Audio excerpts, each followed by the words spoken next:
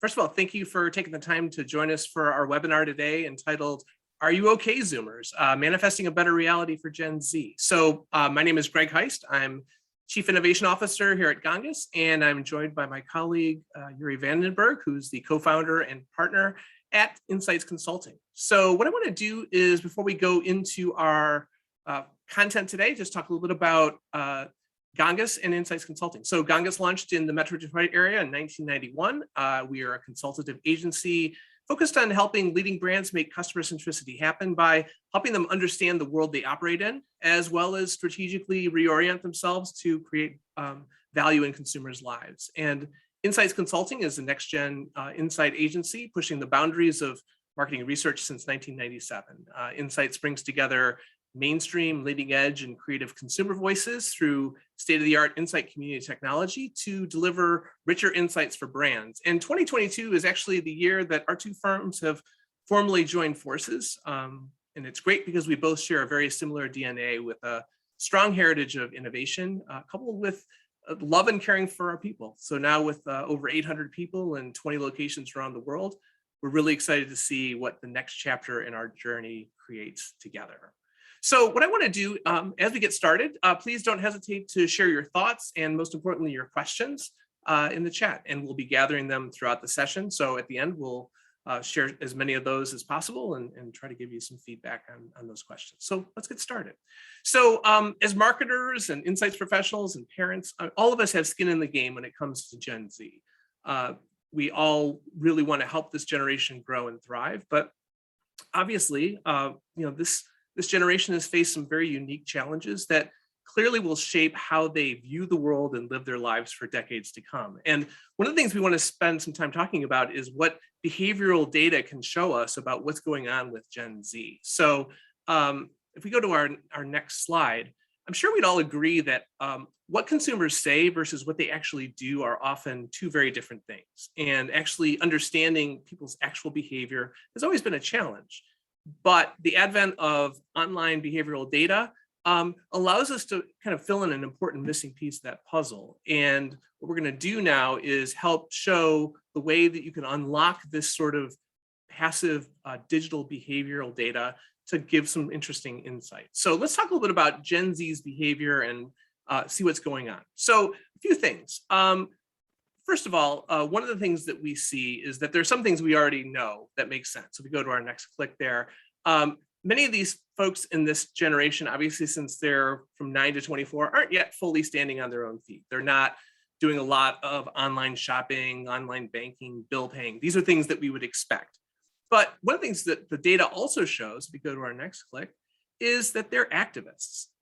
They are very much focused on political and social activism. They're much more likely than any other generation to visit sites like PETA and Greenpeace and True Activists, Black Lives Matter, things along those lines. But they also do desire personalization and individualization. So again, as young people move into the world, they want to express themselves. This generation is very much focused on following digital influencers, visiting online boutique shops that provide a really great degree of personalization to express who they are.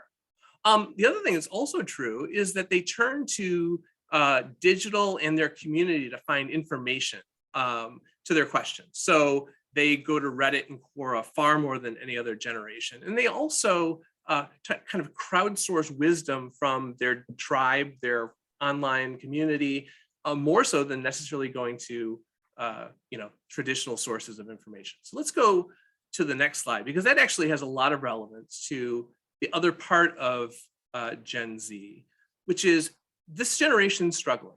And Joeri is going to go into even greater detail about this. But one of the things we can see from just even the passive behavioral data is when you take a look at Gen Z within Reddit, they're much more likely to be kind of like self-diagnosing, getting help for mental health issues like depression, bipolar disorder, things along those lines. Additionally, we see them going to websites about depression. They visit more than other generations the National Institute of Health, where they're looking for information about both mental and physical health. So really, they are a resilient bunch, as young people typically are. But this data shows that there's more to them than what they're showing on the outside. In the inside, this generation is definitely struggling. And I think this is a great transition point to my colleague Joeri, and I want to just more formally introduce him before we let him take the stage here. So Joeri is a co-founder and partner and future consumer expert at Insights Consulting. He has extensive experience in all aspects of marketing to teens and young adults.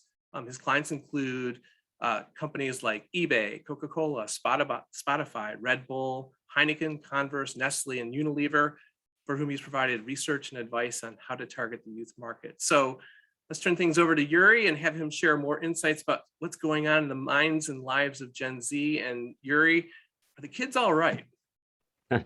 Thanks, Greg. And apart from the professional curriculum, let's say, I'm also a dad of two Gen Z daughters, aged 14 and 17, almost 18, which is mainly probably the reason why I'm involved with doing studies and worldwide research among this generation, because I'm often thinking as a dad, are they normal?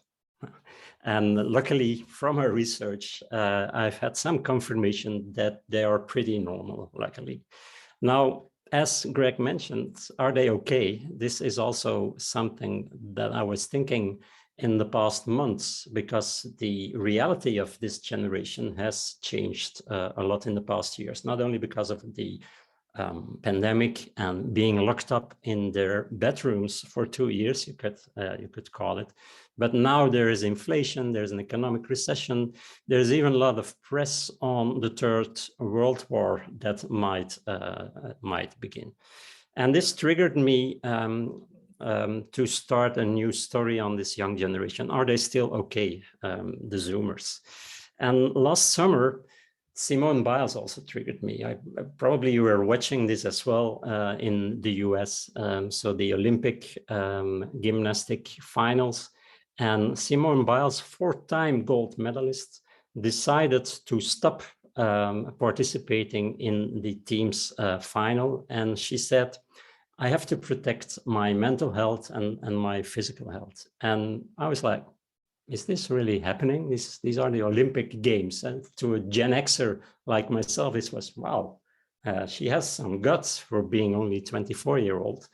But it also shows how this generation is struggling. And from our research that we have done, and so the new research we have done now in the past months, literally past weeks, actually in the US, we see that this is a very stressed out generation also in the US. It's the most stressed out generation. And this is not because of the pandemic only, of course, but there's multiple other reasons. Now in my story today, I will talk about 3 different aspects of the things we have investigated with this generation. It's only part of a total report, but you will be able to download the full report afterwards, and we'll send you the link for that. So the first theme is actually, are they okay or are they broken? And this stress level that I just talked about, it is not just about stress coming from your job, like Simone Biles, or from studies, but there might be some other sources of stress for this young generation as well. Kat hated herself. But the problem with hating yourself is you can't really talk about it. Because at some point recently, the whole world joined a self-help cult and won't shut the fuck up about it. Kat, you're one of the bravest, most beautiful human beings I have ever seen. That's not true. Yes, it is. I wish I had your confidence. But I don't, feel healthy. Yes, you are. No, seriously, I'm not. Kat, you just have to love yourself. But that's what I'm trying to tell you. I fucking hate myself. Every day you get out of bed, it's an act of courage. That's easy for you to say. You don't have, fucking mental problems. Yes, I do. Why do you think I look like this? Are you kidding? I wish my mental problems made me look like you. Trust me, you don't. Trust me, I do. You're the most beautiful person I've ever fucking seen. Maybe by a white, cis, male, heteronormative standard? Oh my God, are you fucking joking? Just said the fuck. Kat, are you fucking serious? It's not you fucking talking, it's the patriarchy! No, society puts things into your mind. I don't care about society. I feel like shit. Cat, you need to smash all beauty standards. But I can't even get out of bed. You have to love yourself. You need to find your inner fucking warrior. Become a bad bitch, just like you did last year. But that wasn't even real. It looked real. That was the point. I found it inspiring. Shut the fuck up. Love yourself! Love yourself! Love yourself! Love yourself! Love yourself! Love yourself! You love yourself! Love yourself! Love yourself! So this is an episode coming from the second season of Euphoria, the HBO show. And if you haven't watched it, I can certainly recommend it because it shows you the life of the young generation Z. And Kat, the main character in this scene, is actually talking a bit about her mental health problems. And as we see from the study results, this is one of the main sources, one of the main stressors, or the main sources of stress for the youngest generation Z. But the number two is also comparing myself to others, which is really what this fragment was all about. And it's also about toxic positivity. Toxic positivity is positivity at the wrong time, to the wrong person, in the wrong dose. And of course, it's important to stay positive, but it's equally important to allow negative emotions to show up and to actually digest negative emotions as well, because otherwise it leads to extra pressure for this generation. Luckily, we increasingly see that not just celebrities, but also day-to-day social media creators are opening up, are becoming more authentic, are showing their real faces. I was a bit amazed by Bella Hadid, for instance, when during her Instagram live episode, she suddenly started weeping when she was sharing how she suffered from depression and anxieties. And Willow Smith is another example of an artist who is recently in interviews talking a lot about the pressure of being a celebrity and the pressure of being an artist and how this has an impact on mental health. Toxic positivity, comparing ourselves to others. Social media are often related to that, which is a reason why the Lush brand decided to stop all social media presence at the end of last year. So no more Facebook, Snapchat, TikTok, Instagram. And the reason why is here mentioned in the quote from the founder and inventor of the bath bombs of Lush. I'm actually in the business of switching people off, helping them to relax, to give attention to their well-being. And what social media are doing is the exact opposite. It stops them from relaxing. So we are stopping with our social media presence. Other examples are Unilever, and Unilever's Dove is one of the brands that Generation Z really likes. We know, of course, the campaign for real beauty is a classic marketing campaign. And recently, Unilever updated the campaign for real beauty by creating this reverse selfie campaign or video in which they play back how young girls are posting selfies of themselves on social media. So they're taking away all the filters and going back all the way to how young people really look like before they start creating these images on social media.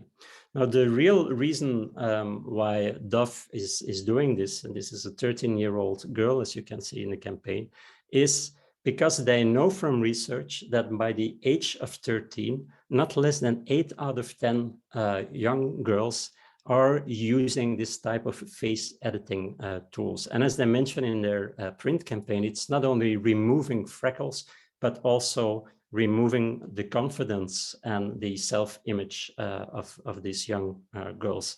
And this young generation is really in a confidence crisis. And we asked this also in our study, and we see again that half of Generation Z says, I often lack confidence. Confidence is also the name of a new functional drink. It's, by the way, it's a startup from some Gen Z entrepreneurs in Beverly Hills. And they say, we don't need extra caffeine. We don't need extra energy. in our drinks, we need extra confidence. So they're creating this nootropic brand, confidence, that has mood boosting ingredients like 5-HTP, GABA, rhodiola, magnesium, etc. It's the new way of looking at drinks that help us to survive, or help Generation Z to survive their daily lives. Now, luckily, when we asked Generation Z, how did you survive the pandemic? Most of them are quite optimistic and positive. They say, I saw it as a fresh start. I had some time to think about what I want to do. And I also had some time to learn a lot about myself and to focus really on my personal growth and learn perhaps some new skills while my education or my job was paused at a certain time. They also say 6 out of 10 of them that they want brands to really support their life goals, and they're willing to pay more for brands that actually do. And recently we saw the latest campaign of Canon, the brand of cameras, for instance. It's a campaign coming from Europe in the Nordics with the headline, Ready, Set, Quit. And it taps into this great resignation and into this self-reflection pause that many Gen Zers had during the pandemic. So they say, isn't it time you turn your hobby, your real passion, into a career? And what they did is they created this movie, and they said, you can apply for a mentorship sponsored by us, Canon, to get to know all the tricks on how to create your own content and become an influencer, a content creator yourself. To participate in this mentorship contest, you had to write a resignation letter to your current boss and send it to Canon. So this is about supporting the self-reflection and working on yourself and your career. So up till now, in this first part of the presentation, which is one of the 3 parts I will share with you, we've been talking about, are they broken or are they still okay? And we do see that they're stressed out, that they suffer from comparing themselves to others, that there is something like a toxic positivity and a confidence crisis. But the positive news is that they are still positive and they are still optimistic, and they see the pandemic as maybe a restart of their lives, and they want brands to help them to do so. So that's the life coach aspect. Now, coming back to my daughters, I think 3 years ago, my oldest one, who is becoming 18 next week, actually, she said that in the next month, I won't be going to school on Fridays. And I said, okay, why? And she said, what, Dad, are you living on another planet? There is Greta Thunberg and there's climate protests going on. So I will skip school every Friday to protest against governments that are not doing enough for sustainability and to create a solution for climate change. And my first reaction as a Gen X dad, I must admit, was, do you have to do this on a Friday? Why don't you do it on a Sunday, for instance? But maybe that's a Gen X reflection on this wokeness of this young Generation Z. What we do see is that it's a generation that knows how to create impact. So the reason that they were doing it during school days and skipping school is, of course, because then it becomes something important in the media, and they know how to use media, also how to use their own social media to really create a protest and to really create change in society. About 15% of the US Generation Z indicates that they've participated in a protest or an online protest in the past 6 months. So we can call them clicktivists. And we recently saw some nice examples. This is a bit less recent, as you can see, because there's still this Mr. Trump on the slide. Maybe some of you remember this Trump rally in Tulsa, Oklahoma, where there was many empty seats. And the reason there was so many empty seats in a stadium that could fit in 20,000 people, there were only 6,000 participants, was they got tricked by Generation Z. It started with BTS and K-pop fans that created movies that quickly became viral on TikTok. I will show you an example of such a movie. Oh no, I signed up for a Trump rally and I can't go. I'm sick. no, I signed up for a Trump rally and I can't go. I'm sick. This type of movie was seen more than 1 million times in 24 hours, because what they did, all these young kids creating this type of movies, was they removed them within 24 hours to avoid the campaign team of Trump, the Republicans, to know what was happening. So they signed up for the event, then didn't turn up, with an effect that Trump was speeching in front of an empty stadium. So again, this shows how this generation, and you can be a bit cynic about this, is quite powerful in using media and using social media to have an effect. Another example, after the Black Lives Matter movement, comes from Zoe Amira. Zoe Amira is one of the YouTubers that created a 1-hour compilation of Black artists with the intention to raise money to donate to Black Lives Matter's charity. So 1-hour video full of Black artists, and this is one example. And you can see that there were more than 10 million views of this video and almost 900,000 likes of the video, while Zoe only has 70,000 followers on YouTube. So she was able to trick the system, to play the system, and use the ad revenues coming from YouTube to donate to the Black Lives Matter charity.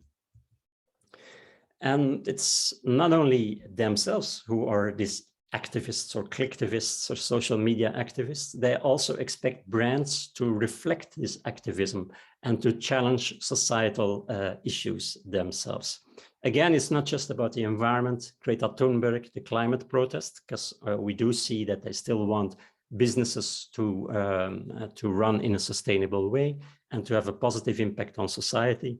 But where we really see a difference with all the generations is everything that has to do with inclusivity and diversity. For instance, female-owned companies and Black-owned companies.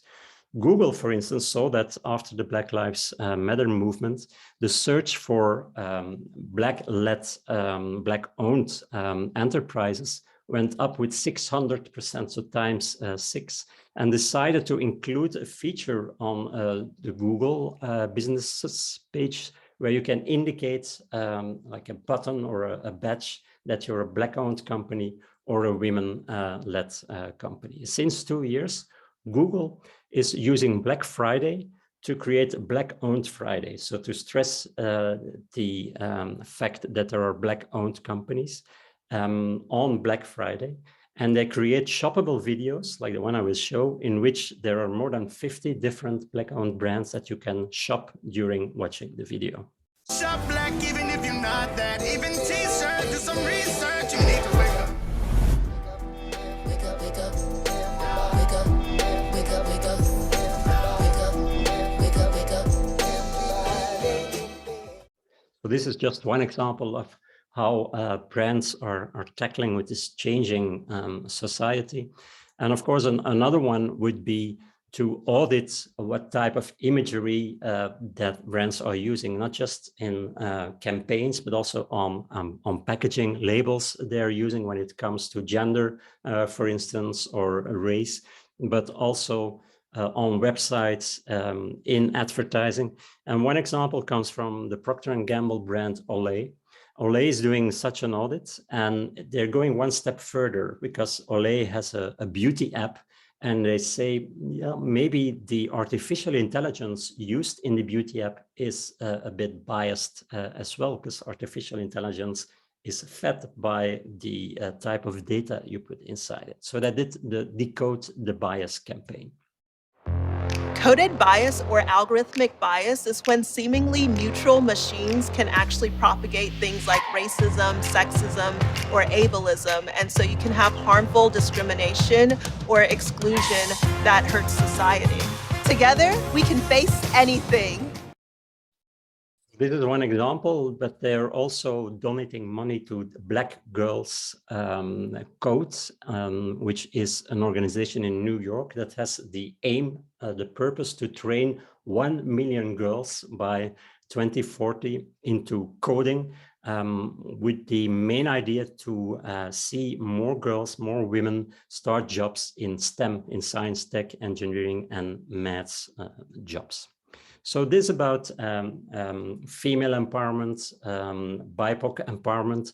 There's also some other taboos that Generation Z really wants to get rid of. And one of them has to do with gender fluidity and with sexual preferences.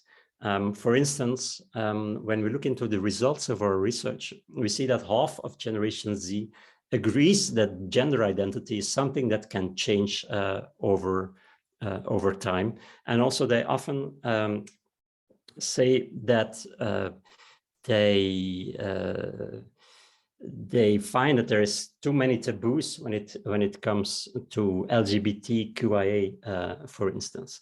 In our research, we saw that half of Generation Z also indicates that they know at least someone who prefers to be called by a gender-neutral pronoun. And in the gender question, which is one of the first questions we're asking in our service, and it has many options by now, 5% among Generation Z in the US indicated that they're non-binary. This is reflected in how media are changing their content as well. This is an example from DC Comics. So I'm not sure if you're aware of it, but the new Superman is bisexual. And it's just reflecting how society is changing, how pansexual, bisexual becomes more important for this young generation. Coming to avatar equality, we know that this young generation, they're fond of gaming, and we will talk about the metaverse a bit more later on. And one of the main advantages of the metaverse or a gaming environment is that everyone is equal in a virtual environment, in a digital environment. And you can see that the young generations, next gen, so both millennials and Generation Z, really agree with this statement.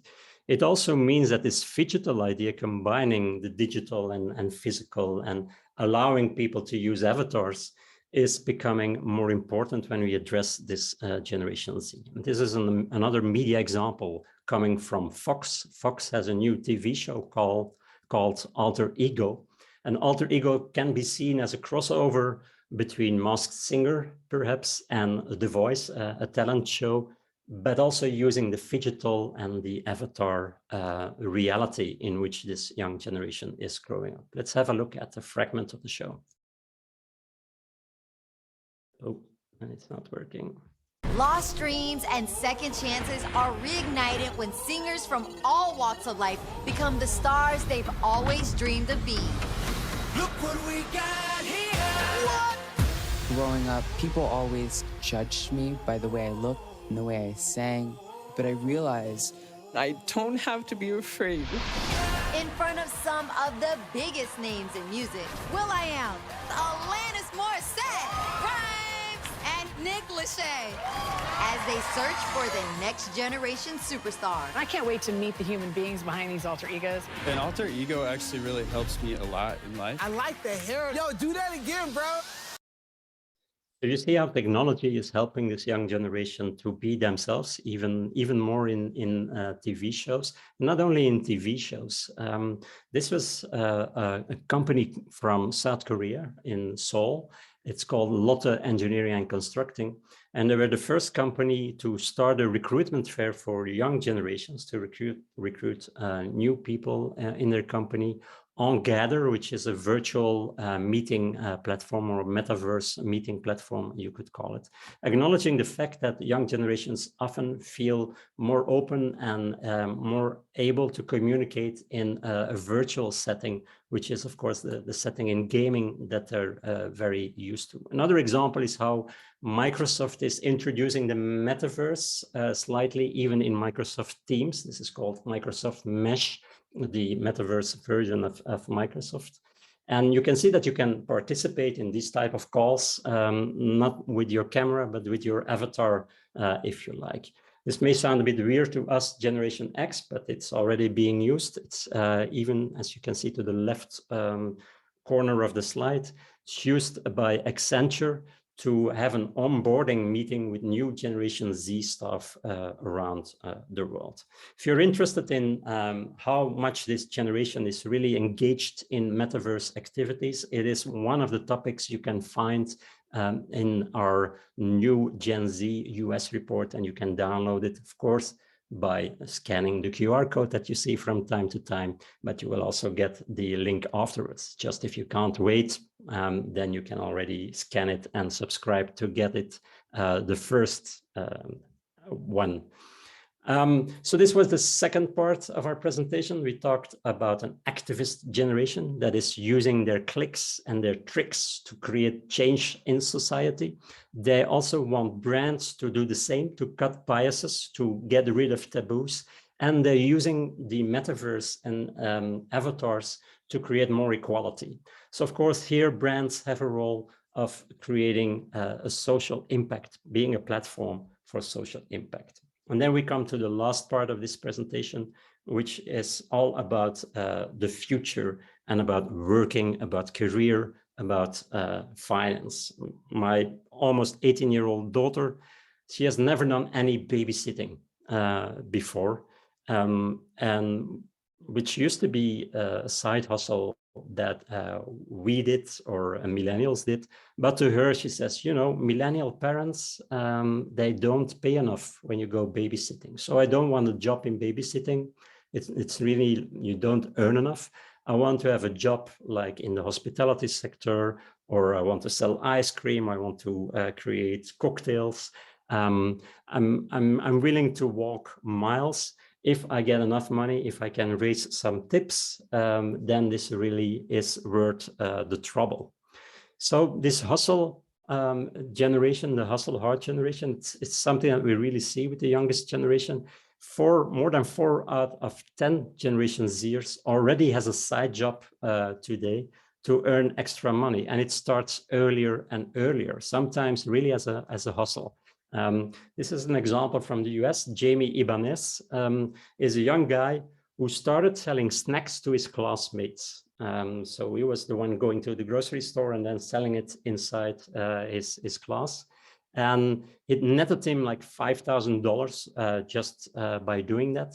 And then, okay, he graduated when he was 18, and he tried a job at first for an employer, but he really got fed up with working for another boss. So it was the hunger coming from the snack business, the hunger for entrepreneurship that changed his opinion on what he would like to do in his life. And we feel this hunger also with the rest of the Generation Z. Half of them would really like to start their own business, which is exactly what Jamie did. So with his savings, he bought his first vending machine in Texas, and he started getting money from his vending machine business.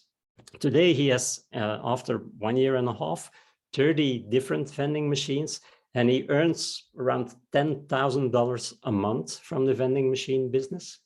And then he said, okay, I can maybe share my experiences and talk about what I'm doing on YouTube. So he started a YouTube channel called How to Start a Six-Figure Vending Business. And the YouTube movies are bringing him $5,000 to $10,000 extra a month as an extra income as well, depending on how many updates, how many movies he's creating. So this is the type of entrepreneurship we see a lot with this Generation Z. By the way, the vending machine business is really a big business with young generations. Even on YouTube, you will find different vending machine influencers, you could call them. They are really tapping into the idea of creating an economy or money out of their passion and out of their hobbies. And that's really a difference with previous generations. It's not really about achievement. It's more about doing what you like to do and creating money out of that. And so many new platforms are tapping into this idea of how can we endorse this creator economy, this passion economy, with new platforms. And Pietra is such an example. Pietra started by ex-Uber guys and girls.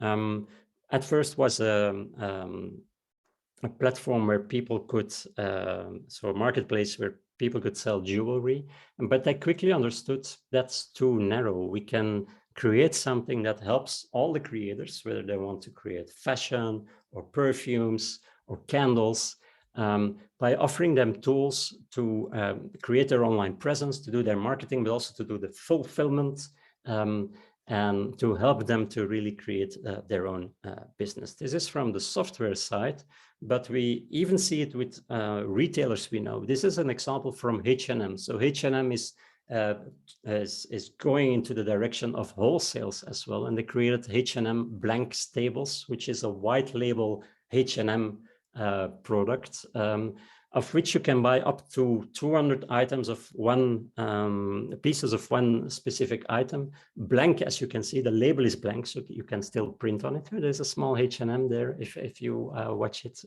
from close, but it's blank clothes that you can still use to print something on it, to create something with it. So this wholesale business really targeting Generation Z who wants to be creators themselves. And then the last part of our presentation goes into financial planning.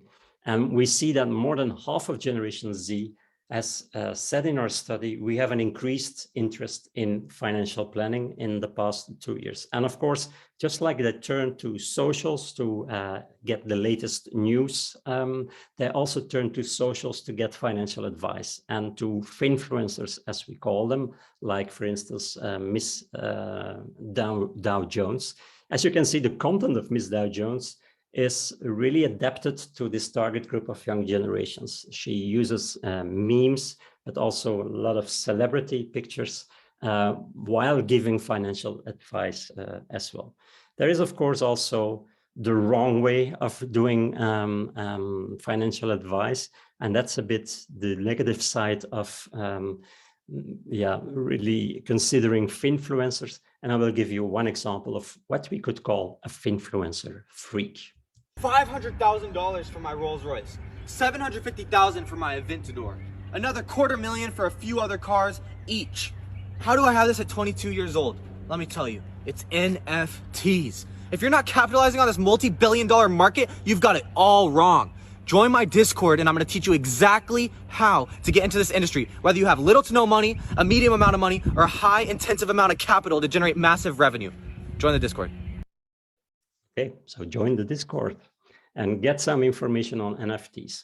We asked in our study also, what are you investing in the past year? What have you invested in? And we were amazed by the amount of Generation Z that already invested in crypto or in NFTs. So like 18% in crypto, 11% in NFTs. We see it slightly higher with millennials, Generation Y, because of course, more of them are working, do have capital to invest. But we also see that Generation Z is very much into investing in art, and NFT and art in their view is like fusing a bit, and in luxury, streetwear, and fashion. And we recently saw a great example of a luxury brand that went into the NFT investment market. It's Gucci. And maybe some of you recognize this Gucci handbag. It's the Dionysus Queen Bee handbag, which would normally cost you $3,400 in a physical Gucci store. But they did this Gucci garden on Roblox just for 1 week, a limited edition of this digital copy of the Queen Bee Dionysus Gucci bag. It only costed $5.50 if you were able to actually catch it and to buy it. And it turned out to be a very good investment, as the girl who was able to buy it was also able to resell it for more than $4,000, which is widely surpassing the initial price of a physical handbag in the Gucci store. And it won't wear out. That's the advantage. And it's very sustainable as well. But it's not only luxury brands and fashion brands that turn to this metaverse gaming environments. Increasingly, we see also fast-moving consumer good brands tapping into that. Next week, Coca-Cola is launching this new drink. It's pixel flavored, as they mention it. It's called Byte. And of course, it addresses Gen Z that is into gaming. This is already the second release of Coca-Cola Creations, which is a new subdivision of Coca-Cola that is into creating limited edition drinks, which we can also call drips. So regularly new flavors, new packaging with QR codes that will lead, in the case of the previous example, to a Fortnite island, Pixel Island, where you can play a game when you have the QR codes on the packaging of the Coca-Cola. And using this QR codes and going into engaging with the community of Generation Z, it is really the new drop. Drop is exclusivity, drip is inclusivity and engagement with the young generation. So again, you can scan our own QR codes to download the report and get more information on this metaverse mindset. But I wanted to end my presentation before we go to the Q&A and some last examples of how you can do research with Generation Z. With this example, also in the metaverse and in the gaming environment, of an unexpected brand, and it's the link with the start of my OK Zoomer presentation with the pandemic. This is Pfizer working together with GTA, Grand Theft Auto, in Brazil.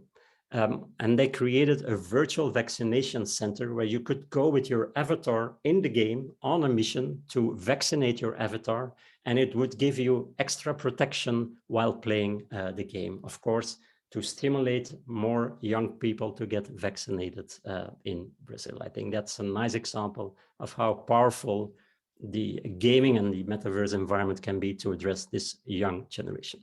So this last chapter oops, touched the wrong button.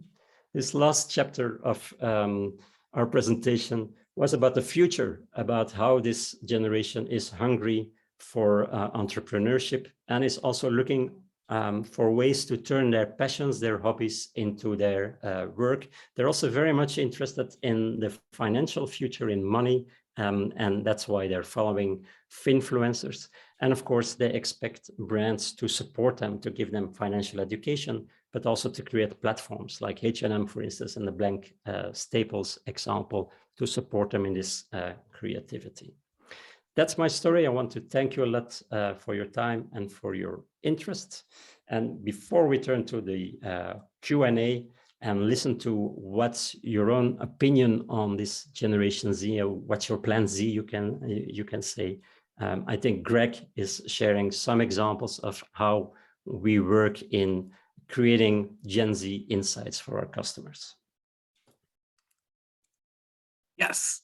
So, the first one we're going to talk about here is from Hong Kong, and this is Nike Sportswear wanting to re-engage with young consumers in Hong Kong to develop a more localized strategy and reignite the local sneaker culture. And so again, this ties into our focus on personalization in this generation. So basically, what the brand needed to do was really just get a deeper understanding of what defines Gen Z, what their values are, what their beliefs and attitudes are. And so in wanting to do that, there were also some challenges because obviously there was the Hong Kong protest movement going on. There were obviously the challenges of COVID in terms of being able to meet physically. So it was really harder than ever to really get these young people together. And so knowing that this generation is very comfortable living a good portion of their lives online, it became clear that an offline approach really was going to be off the table, and an online approach was going to be needed. So Insights Consulting basically developed an opportunity for 30 young Hong Kong consumers to come together who are aged 18 to 24. They were a combination of what we call fashionistas and sneakerheads, and basically share their lives and views as part of a 3-week online community on the Square platform. And basically, this was an opportunity for those folks to share through community activities. Basically, they shared hundreds of rich media kind of like consumer posts in that 3 weeks. They shared photos and videos of their outfit of the day. They showed their shoes and their clothes collection. They talked about their favorite Instagram influencers and why.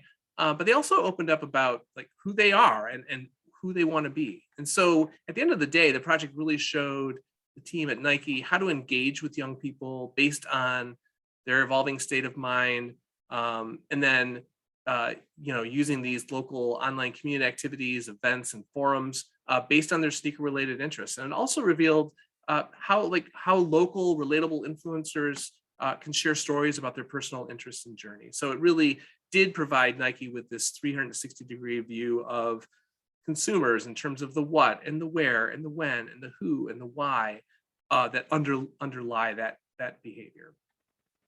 The next one I want to go to is, again, something very, akin to what we talked about here earlier and what Joeri talked about, is getting the most out of TikTok creators. So clearly, this realm of influencer marketing is really become a major thing, and it's evolving very radically.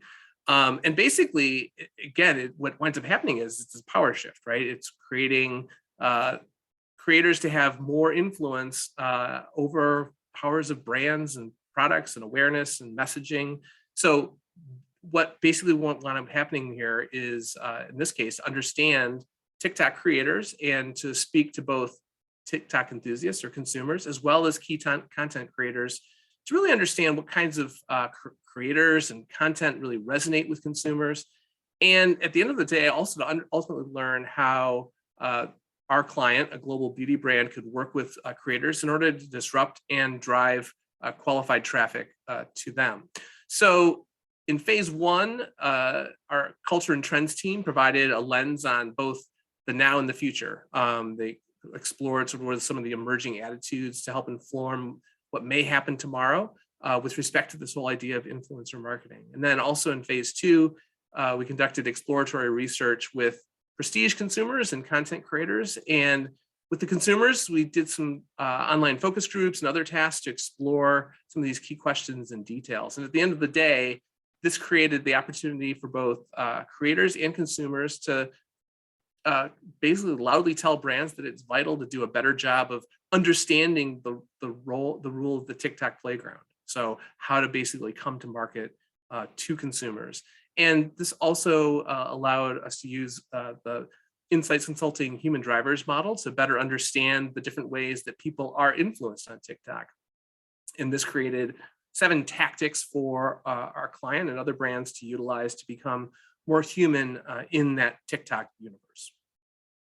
And then one more before we go to our questions, this one from Coca-Cola.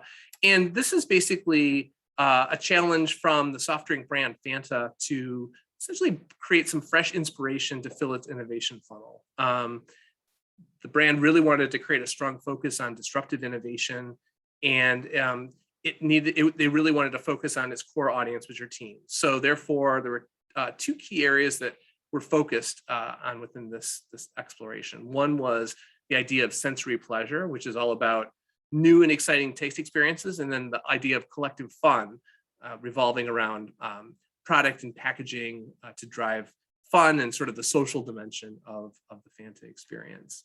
So from a solutions perspective, we used a 4-step innovation approach, and this is kind of a next-gen immersion. So we started by exploring the world of teens via secondary research, and our in-house thought leadership on next-gen further fueled this, such as content from our Fragile next-gen marketing book zine. Then there was also some internal and external creative crowdsourcing. So with those first phase insights in hand, took those to our proprietary creator network, ICA, in a global ideation contest. And basically that group was given a brief which says, create a new Fanta drink for teens that will offer a new taste and a fun experience. And as a result, the ICA creators shared 112 unique out-of-the-box ideas. Fanta internal stakeholders added another 28, so it was a pool of 140 that were created. And then we went from idea to concept, and at the end of the day, again, tremendous learnings and really a powerful way of, getting that insight to drive ideation and then ultimately into concepts. Well, that brings us to the end of our time. For those of you that attended, thank you so much for being a part of this conversation. Glad you share this passion about this generation, and feel free to scan the QR code to access the deck directly. And thank you again for coming. Have a great rest of your day. Thank you. Bye all.